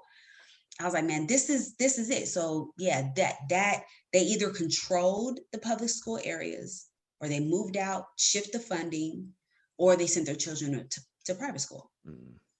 Yeah. So yeah, I do. Yeah, I think that's the whole thing of it. Like when we tried to, we got just stamped out like every time. So I do agree with you. Yeah. So when we did integrate, we never really thought about it again to try to do something else. Ladies, they just gonna they don't care about being hypocritical. Like Reagan was then when he was in California, part of the Congress in California, when the Black Panthers marched up to the state houses with their guns, he was like, we entered this open carry laws. But then when he became president, he was very much so open carry again. So it's just they don't care about being hypocritical. No. But that is the beauty of white supremacy, is its starch hypocrisy. Yeah. All right, the last ridiculous. The last point in representation I want to touch upon. So we talked about film and media. I feel like we hit up really good and really thoughtful in American history as well. I want to talk about in politics, Black representation in politics, because I have very I got to put these kids to sleep. Jamm, we will be here all day. We ain't gotta go too deep. But I have my thoughts in towards black representation in politics. I feel more so than not, I don't think it's I feel like my view is very much so counterculture. Just throw that out there. Okay. I feel like it's been more so negative in this modern iteration than positive. I feel like when it comes to politics, we want representation just for representation's sake, and not for actual, not for political, not for actual policies, for Black people, outside of during Reconstruction and a little bit after, where we had people going to the state houses, really folks and wanting to make something, do something, for Black people, and doing something for Black people, the consequence of it is going to help other people as well. So but now I feel like we more so have if you if you have a Black person a part of your administration, or a Black person in any type of political office, then it's just a good thing just because they're Black. and not necessarily what they're doing. And I feel like that's been a crutch for our discussion and our feelings around Obama, that because and I think it's understandably because he caught a lot of BS from Fox News. It's like, so we always had to be like on the defensive because of that. But I feel like, but just because of his blackness, we didn't give him the criticism he needed to do something for us. I feel like, and I feel like he's not the only one. I feel like that's for a lot of other like black politicians. So for in the realm of like representation in politics, how do you feel like it's been in its current iteration? Like, what are your thoughts? So let me tell you when I knew, and I wasn't vocal about it until much later, when I knew that Obama was going to fail us. When the Jeremiah Wright controversy happened. Yeah. Okay. Jeremiah Wright comes from the Black church as an institution. Okay. And so this is very important to understand. This is not some random storefront. I'm talking about like the Black church as an institution. I'm talking about the enslaved Africans going to this service on Sunday, sitting up in the high rises, and then going to the woods that night to have their own worship service that looks like a Pentecostal service, also known as hush harbors. I'm talking about the South Carolina revolt, where these same types of Black people with their percussion drums were marching, to raise awareness to the fact that being enslaved was a problem, and them literally in South Carolina banning the drum, right? The drum and the organ are like the heartbeat of the Black, right? I'm talking about the Black church that was dancing and shouting and speaking in other tongues, African tongues, before the Pentecostal movement happened, right? And so freedom and liberation, the dreams and the prophetic ideas that are enrooted in the Harriet Tubman story is the Black church. The John Brown narrative that was led by the Black slaves with him is the Black church. The Black church is a place of liberation and freedom, and understanding the Spirit is for that. Jeremiah Wright comes from that tradition. Trinity United Church in Chicago is a part of that story, right? Richard Allen creates the AME Church in 1796. And through that, you have these places of education for Black people, but also understanding, using the Bible as a tool for freedom and liberation.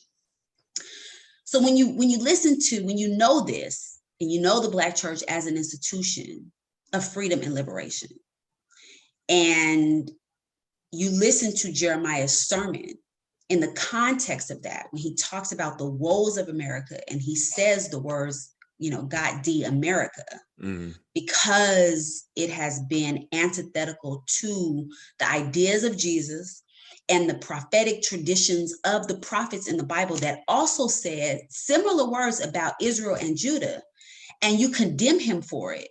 And then you pretend like he wasn't your pastor, and then you shy away from, despite the fact that he was there for most of your speeches in support. When you run away from that, when you run away from the prophetic tradition of the Black church, that's when I knew he was going to fail. And Obama spent his administration stretching his Black self across these aisles, trying to get these people to agree in spite of what they told him that they were going to do. And he was so bent on believing that there was space for contortion that I knew he was going to get nothing done. Because he wanted it to be pretty. And Black freedom has always been messy. It's always been a war. It's always been a march that had fire hoses and police brutality. Black freedom ain't pretty. But he wanted it to be pretty. And it was, and I just, so we didn't get the gun control laws. We didn't get the police brutality laws. We never dealt with mass incarceration. We didn't deal with Black education. We passed LGBTQ, which is cool, that's cool. And healthcare is a huge thing for all races. But those two things impact so many people, right? Poverty, healthcare, LGBT, all races. The Black agenda was always going to be lost, because in order to do that, you had to be able to be ready to engage in warfare that Obama was not ready to do. I think in talks like particularly like towards Obama, I felt I bought into like the whole conversation of he's not going to do something, you know, specifically for Black people until like the second term and everything. All right. So I'm like, all right, I'll give the first term like a pass, like because of that. I'm like, sure. But then I'm like, all right, if I'm going to hold my tongue, anything, like, sure. Then during his second term, especially towards the end, especially towards like the end of his second term, I'm like, okay, now it's time for Obama to go full Black. Put on the do-rag, go full Black. I mean, because you have nothing to lose at this point. You know, like you're on your way out. But then when I really felt like, because I felt like he failed us on the like even when picking like the Supreme Court judges, he never put like a black person up for a Supreme Court judge. I was thoroughly hurt by that. You and me both. That was to me, that was the bare minimum, like in my case. But then what really caused my major gripe, it was two things that caused my major gripe for Obama. One was he didn't talk about Black Lives Matter until he was like pretty much like he's about out the door. You know, like he didn't really, and still he didn't really even talk about what the movement stood for. He didn't have. I didn't even need him to use those three words. No, because at some point the three words became a dog whistle for white America. Yeah, I just needed him to give us the content. Yeah, that's all. So and I didn't even get that. Yeah, I wanted him to explain. Like I said, I didn't care so much if he took a position on it or not. I'm more so wanted him to say, look, this is what it is, you know. Right. And so that, and once he kind of pretty much like backed away from that, that's when I felt, you know, like some type of way about Obama. And then when I really felt got really big gripes about Obama was actually during Trump's election, and his first year in office, because everything that was said about Obama couldn't do, you know, like Trump did it for his base. Because it's because the biggest thing, like I said, was like, oh, Obama can't do something specifically for, you know, like anything specifically for Black people because the harsh criticism and everything, you know, is going to catch. My whole thing was like, you're the president, you can at least say something. But like it wasn't. But like that was a big wall to stop any criticism from coming to him. Oh yeah. But with Trump, what he did is he didn't do anything material, like economically material for his constituents. But what he did was go forward on the cultural aspects that like his constituency wanted. Like he ran on the Muslim ban and fought hard for the Muslim ban. Like it got shut down the first time, got shut down the second time, the third time ended up going through for a little bit. You know, on building the wall is going to go through. And these were all through executive orders. Yeah, let's also be clear, exactly. right? These were not he didn't need nobody else. Bills. You know, these are things that will be overturned in the next president. But that's what I needed from Obama. Yeah, I was like, exactly. you know what? If you can't pass this in the House and the Senate, give us an executive order so that at the very least, these next 8 years look like something we need. Yeah, I mean, the thing is, he did just not for Black people. Like that was it. Yeah, like that was it. Yes, so like when Trump do it, like he wasn't gonna, like the wall wasn't never going to get built, but it's because it wasn't going to go through Congress. But what he did was reallocate money, you know, like from other stuff to build more like fencing and like and everything. So the big cultural ticket items for his base, you know, he said like screw the rest of the Republican Party, they didn't like him anyway.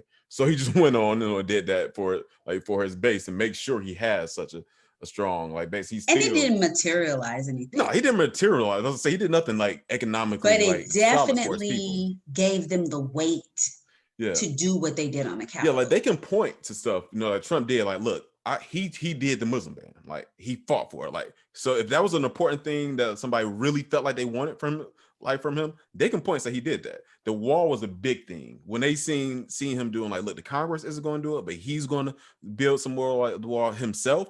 That's something to push. Like, okay, he's doing something like that. I asked of him to do. You know, and that wasn't a thing. You know, like Obama like did. You know, throughout his time. I feel like it's not just because I don't want to just focus on him squarely, but like throughout the rest of, you know, like black political leaders, you know, like Democrats, we've being in Detroit, like we had a bunch of black leaders, you know, like especially for our school boards and everything for almost like forever. But like the hood still looks like the hood. You know, like we still are like I just said, like Southwestern closed, like my high school closed, and before it closed, a bunch of other high schools closed, which was caused a bunch of kids to come there, you know, which caused a lot of gang violence because nobody like they didn't take the cultural aspect of the city into account. And so, but like before that closed, and it was like but at the whole time we have black people leading the like the school boards and everything. I feel I think, you know, I agree. I mean, I think during Reconstruction, we had very clear goals. We had laid out legislation. I think during the Civil Rights Movement, you know, the stuff that happened were very clear goals. I mean, you know, I am a huge fan of Barack Obama. You know, I want to make sure that I say that in terms of his person. He's a great interview. I think he's a great individual. I know people who know the Obama family, you know, who have spent time with them at the very least, and they're amazing people. I think he meant well. I think that if he really believed, that he could do it that way. And that's the part that's unfortunate, because I don't think he meant to not do it. I genuinely believe that he thought he was going to be able to do it that way. But, you know, history of America is what it is.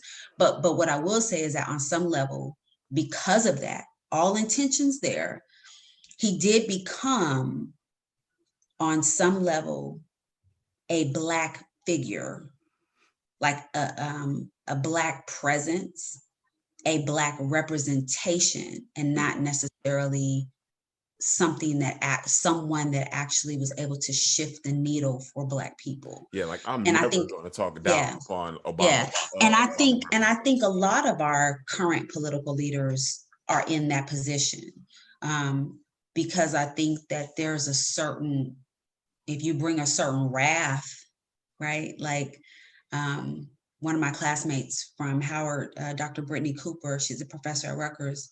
You know, she has this book called Eloquent Rage, right? Like if you bring the rage, right? If you bring the fire, right? If you bring that like Black, like, you know, that Black heat to the table, you probably not gonna sit there long anyway, right?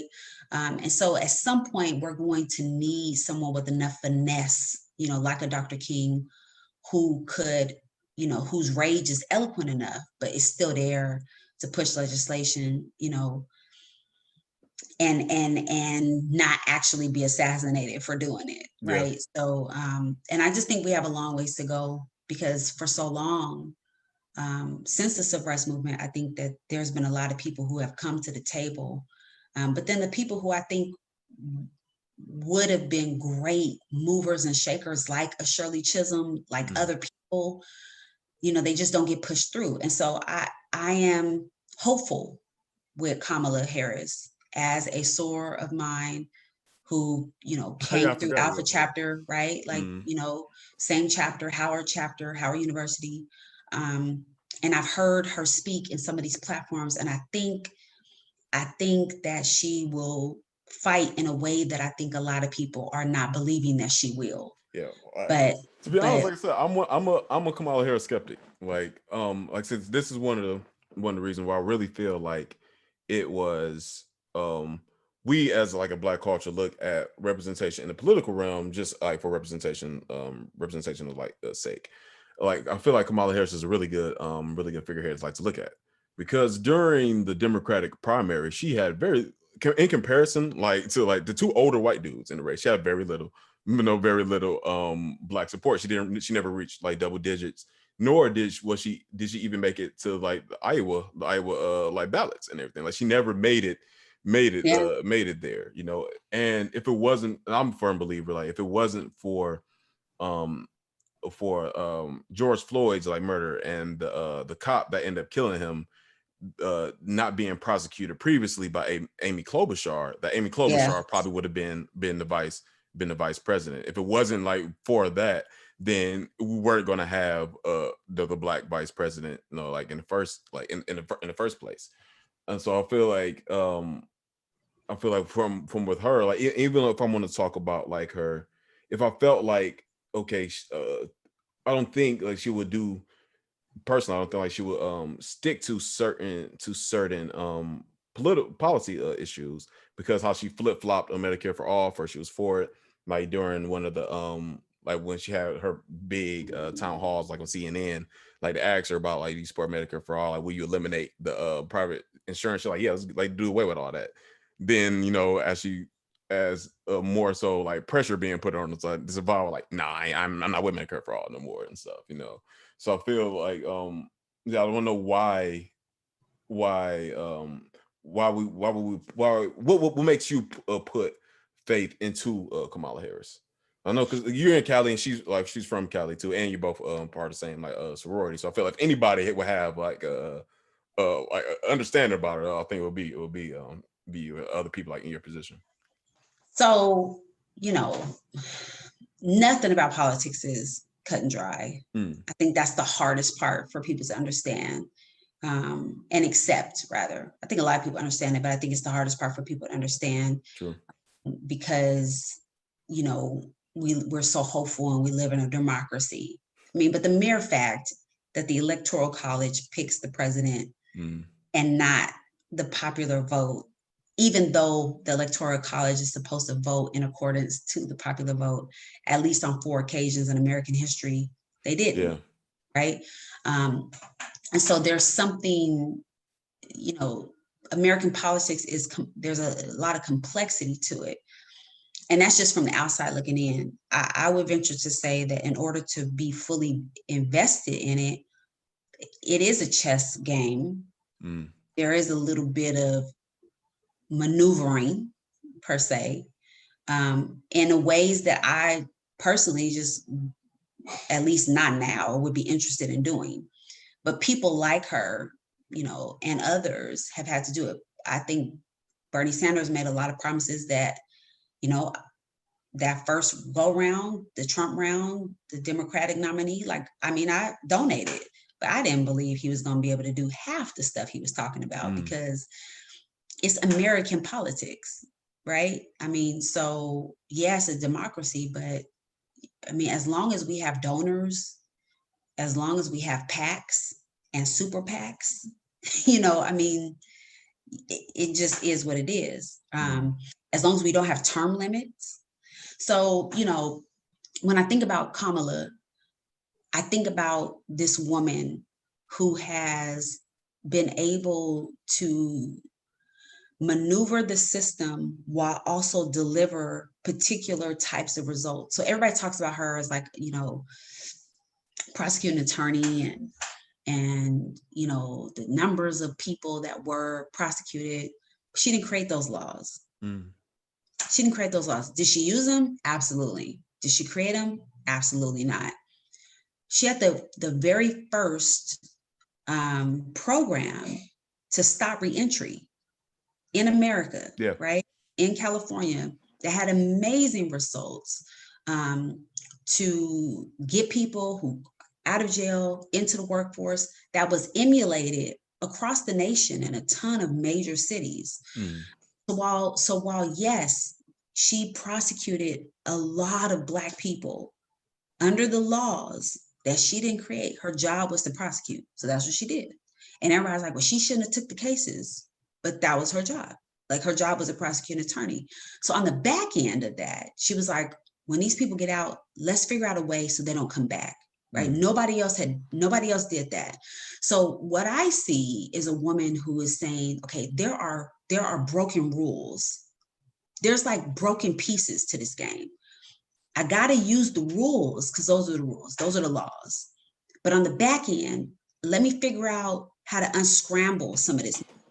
And I see her as somebody who does, there's other instances with her where, I don't think that it's fair to say that she flip-flops when she isn't in a position to actually do. I don't know why she changed her stance, but it could be weighted. There's other things that come into the picture. There's donors that come into the picture. And so, the best that I'm looking for is for someone to come and care about Black folk concerns. Yeah. And when I think of her, this woman, yes, her mother is South Asian, but Kamala identifies as Black. She went to HBCU. She pledged a Black Greek organization. And she has made it her business to talk about Black women in healthcare, Black men in prison, mass incarceration issues, Black men and women, our education system.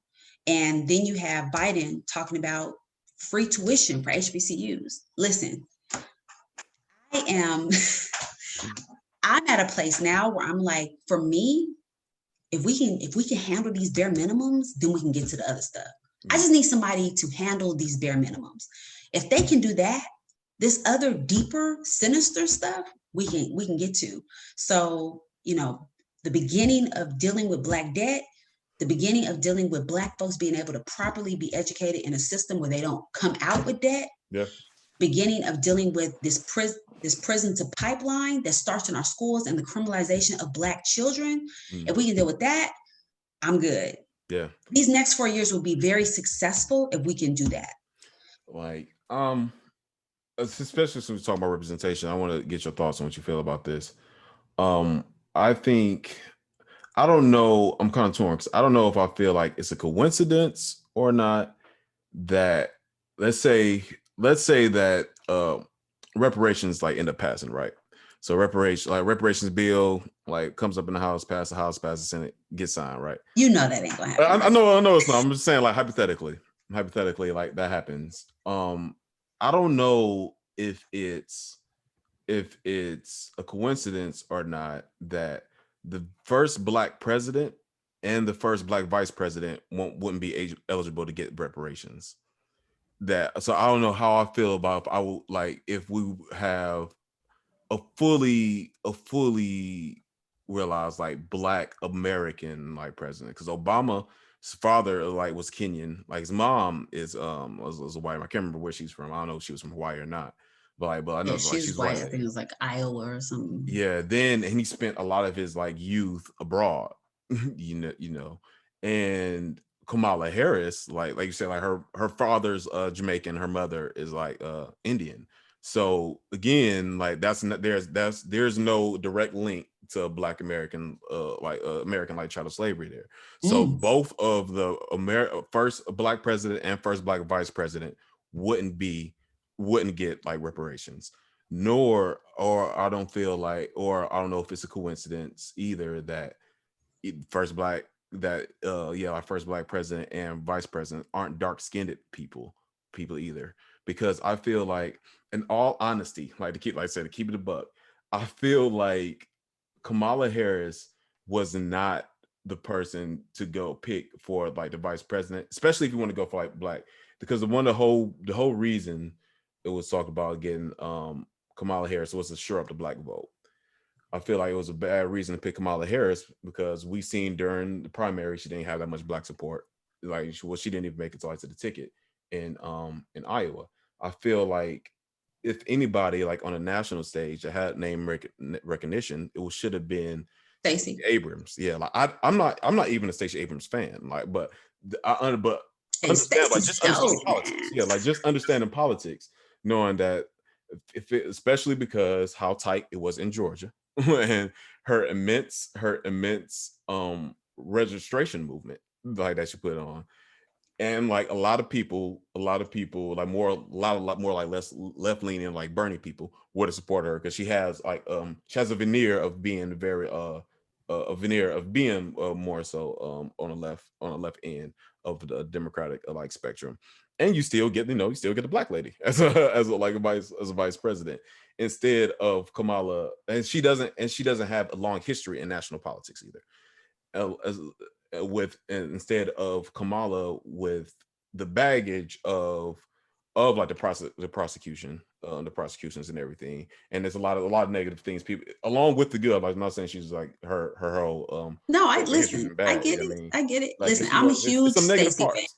Yeah, I'm a some negative parts. Yeah. huge Stacey fan. I don't even live in Georgia, and I donated to Stacey's campaign. I mean, governorship. I get it. Like, I mean, I am Stacey Abrams is a superhero that should be able to walk up to Biden and Harris and ask for any job that she. Like, I was upset at Bernie Sanders for doing a response to the like State of the Union address, because that's kind of like undercut Stacey Abrams. So I'm like, let Stacey have hers. You know, like, and I like Bernie, but I'm like, let Stacey have hers. In our modern era, I would venture to say that she is the first real, emphasis on real, political strategist that I have seen in my living life. I give that. Yeah, I give right? that.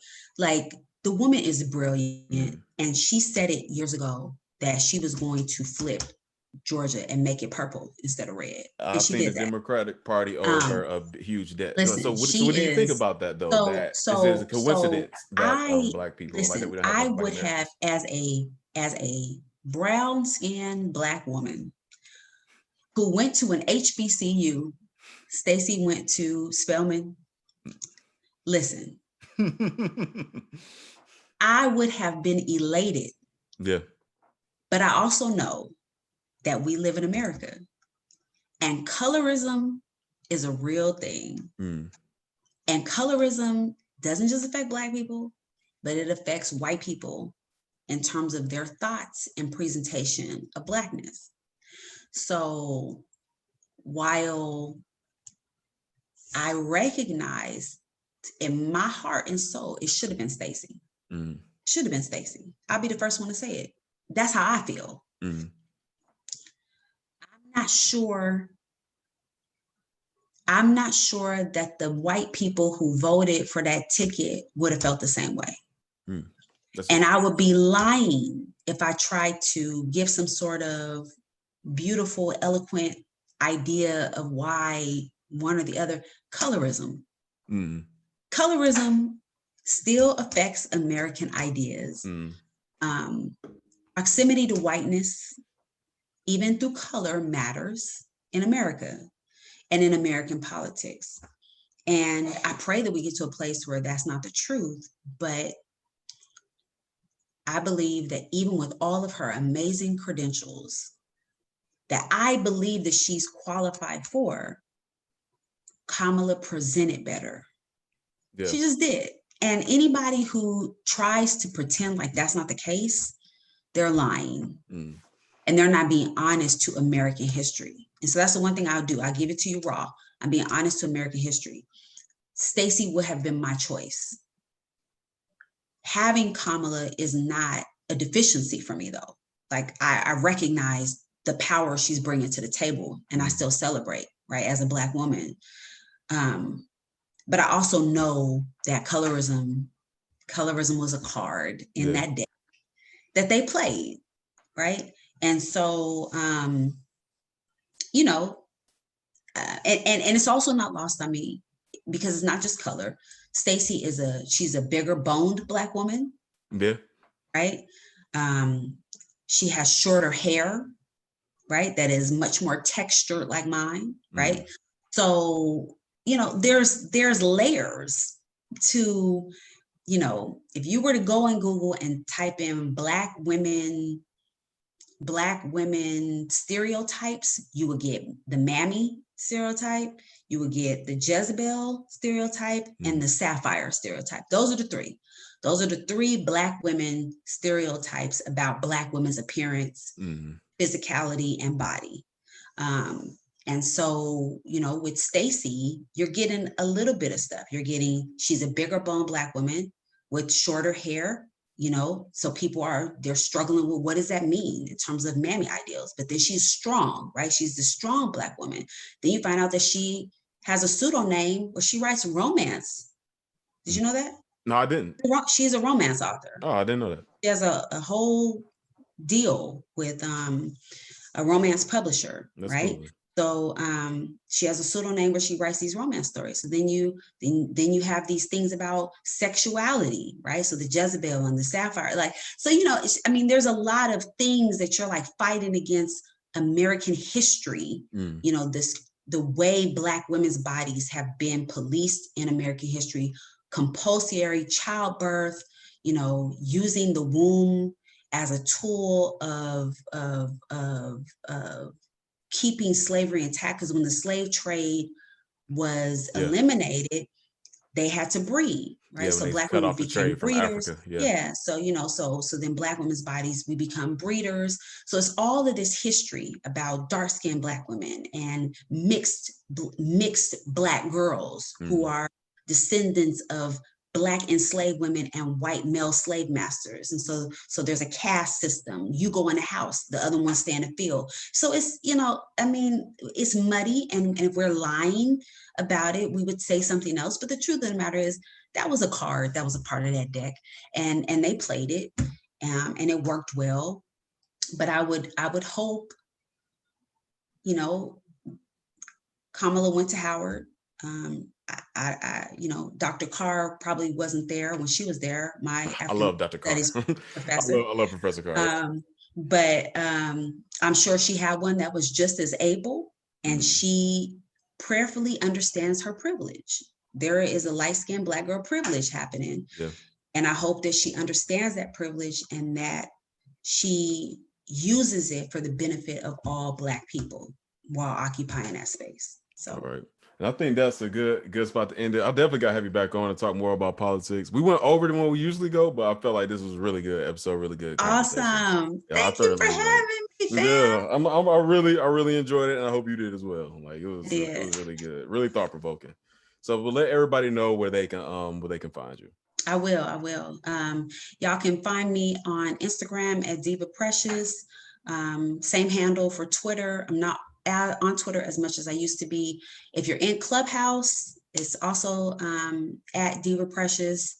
Have conversations. I am a huge fan of politics, a huge fan of American history, a huge fan of Black history, Black storytelling. We could probably do a whole show about Lovecraft since we both are in this genre, right? Yeah. So, and I love Black religion, right? So I have an MDiv from Duke, and so Black church history is a huge thing, which is why I said we can talk about Lovecraft, because there's a lot of African spirituality happening. So, but yeah, you can talk. You can find me in those places, and on Instagram it's usually just pictures about my family, but on Twitter and in Clubhouse, that's where I kind of, do a lot of my speaking about some of these topics. I actually just yesterday had a Clubhouse talk about Jasmine Sullivan's new album. Oh yeah, you got something in the works about that. Yeah, Black women and Black women's bodies and Black women's sexuality and Black heartbreak and the way in which we navigate those spaces. So yeah, I enjoyed the album for what it was. Like I said, I know you got some stuff coming out in the works for that, so I'm definitely excited for that. Like I said, thank you again for hopping on this with me, and that will be it for today. We out. All right, peace, y'all.